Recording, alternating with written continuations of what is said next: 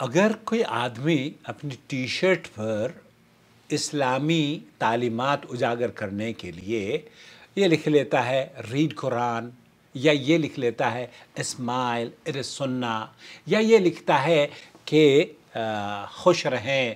خیر اور صدقہ کرتے رہیں، چیریٹیبل آرگنائزیشن کو سپورٹ کریں، یا چیریٹی پھیلائیں، یا یتیم کی مدد کریں، اس طرح کے پیغامات جو انسانیت کے لیے جس کے اندر خیر بھلائی ہو یا اسلامی تعلیمات کو آپ تک پہنچانے کا سبب بنتے ہوں، ریڈ قرآن، اس طرح کے الفاظ اگر کوئی ٹی شرٹ پر لکھ لیتا ہے، قرآن پڑھیے، سنت پر عمل کیجئے، مسکرائیے، یہ تو سنت ہے، تو اس طرح کے جو کلمات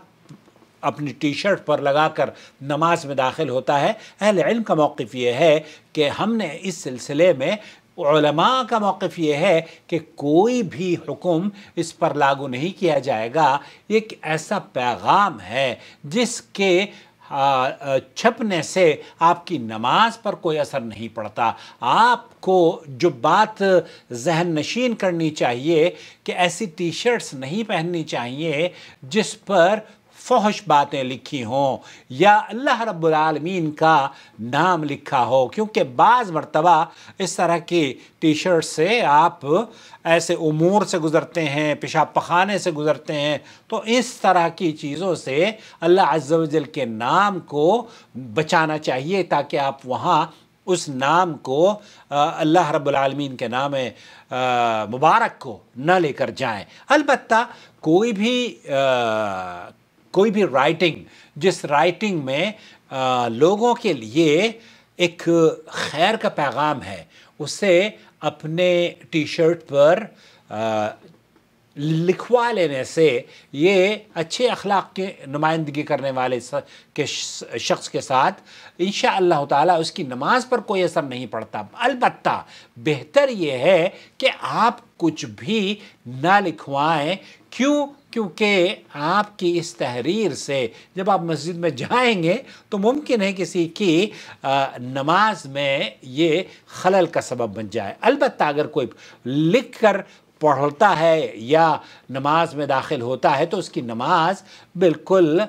درست ہے۔ والسلام علیکم ورحمۃ اللہ وبرکاتہ۔ آپ کا بھائی محمد عاقل جدہ سے، مملکت سعودی عرب۔ براہ کرم